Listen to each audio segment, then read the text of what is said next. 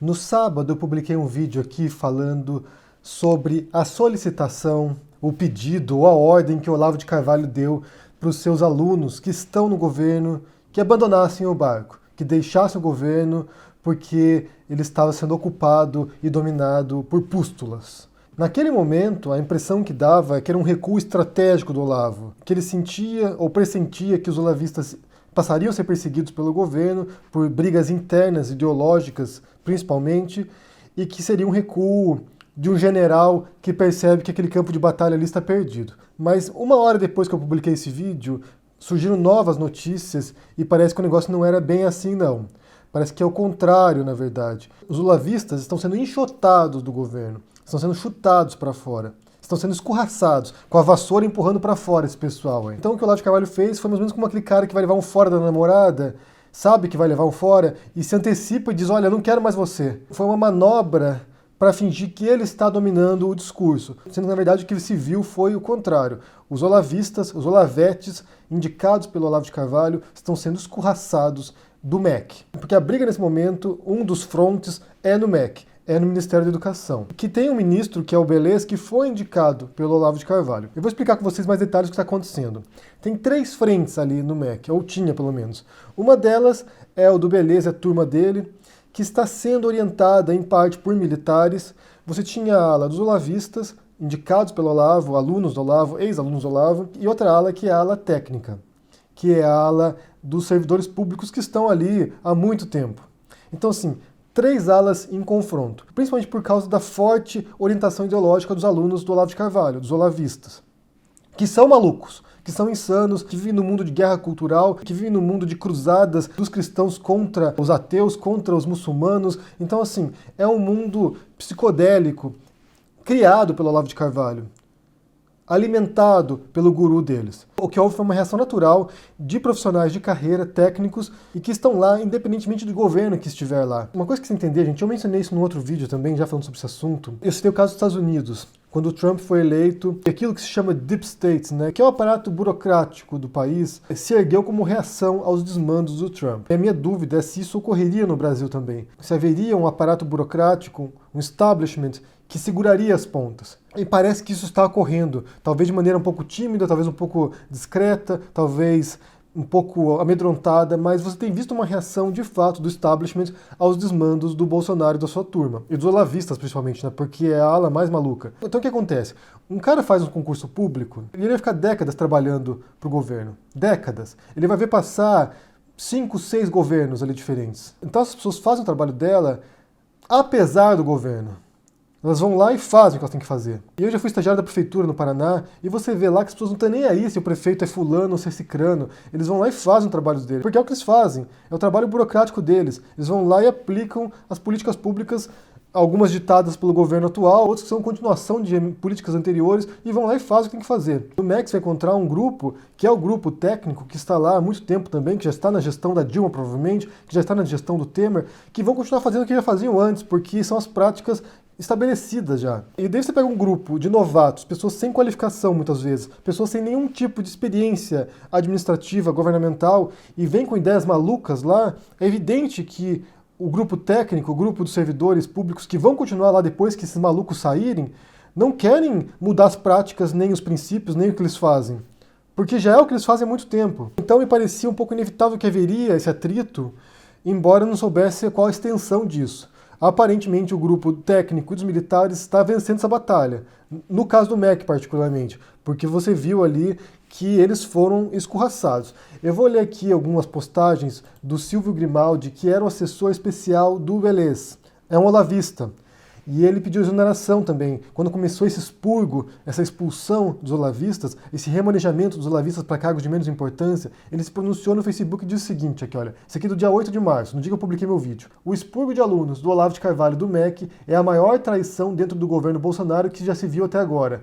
Nem as trairagens do Mourão e do Bibiano chegaram a esse nível. Então aquele jogo inicialmente estava acontecendo. É um expurgo, eles estão expulsando, eles estão escorraçando os alunos do Olavo de Carvalho e por razões óbvias, são um bando de incompetentes, um bando de malucos. E depois ele publica de novo aqui. Só para deixar claro, eu não fui expulso do MEC, o Silvio. Trabalho como professor Beleza desde a transição. Na verdade, desde antes, ainda durante a campanha, quando numa reunião em minha casa, eu e um amigo recomendamos seu nome para o ministério, assim como uma porção de nomes que estão sendo deslocados agora para funções inócuas, sem serem demitidos ou exonerados.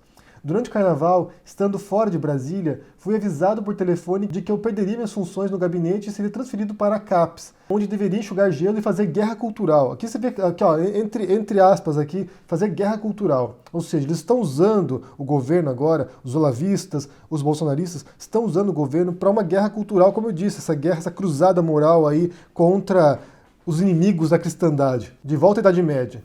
O cargo era apenas um prêmio de consolação pelos serviços prestados, uma política comum com os que se tornam indesejados do MEC. Dada a absurdidade da proposta, que veio como uma decisão tomada e consumada, e vendo que o mesmo destino fora dado a outros funcionários ligados ao Olavo, apenas olavetes foram transferidos, e mais alinhados com as mudanças propostas pela eleição do Bolsonaro, não vi outra saída senão comunicar ao ministro meu desligamento, pedir minha exoneração, que deve sair nos próximos dias. Ou seja, houve uma medida para retirar os olavistas ou jogar eles para cargos menos importantes no qual eles fariam menos estrago. E não sabemos ainda se só ocorrerá no MEC, que já é um ponto de vitória. Tem uma reportagem da Folha e da Isto É que explica melhor o que aconteceu. Começou a ocorrer depois da carta lá enviada pelo MEC para as escolas, pedindo que filmassem as crianças cantando o hino nacional. Filmassem as crianças e falassem o slogan da campanha do Bolsonaro. Então isso criou uma crise interna no MEC, porque muitos professores enviaram vídeos das escolas, mas não do hino, não das crianças cantando o hino, mas sim das condições degradantes das escolas. Carteiras quebradas, paredes sem pintura, ou seja, o estado de degradação que a gente sabe que muitas escolas no Brasil sofrem. Então você viu uma reação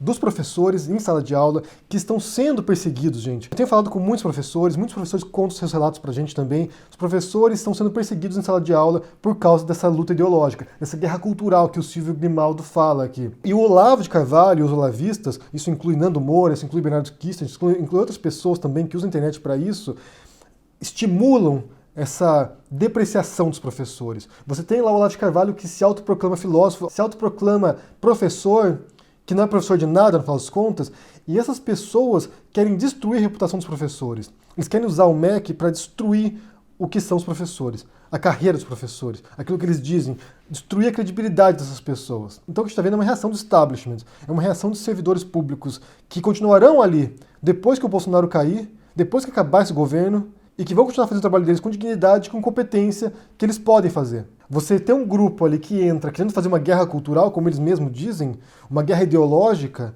uma destruição do conhecimento consolidado, uma destruição daquilo que a gente sabe sobre história, sobre ciência, e o que você encontra é uma reação óbvia de quem trabalha com o conhecimento, de pessoas que são comprometidas com a ciência, com a história, com a filosofia, com os fatos, com a verdade. Por outro lado, eu só vou acreditar de fato que tenha havido uma perseguição e um expurgo dos olavistas quando a gente vê cair o Belez, que foi indicação do Olavo de Carvalho, embora não sei até que ponto que ele seja um olavista, que ele seja um discípulo do Olavo, mas foi uma indicação do Olavo. Então quando o Belez cair, a gente vai saber que isso ocorreu de fato no MEC, e quando o chanceler Ernesto Araújo também cair.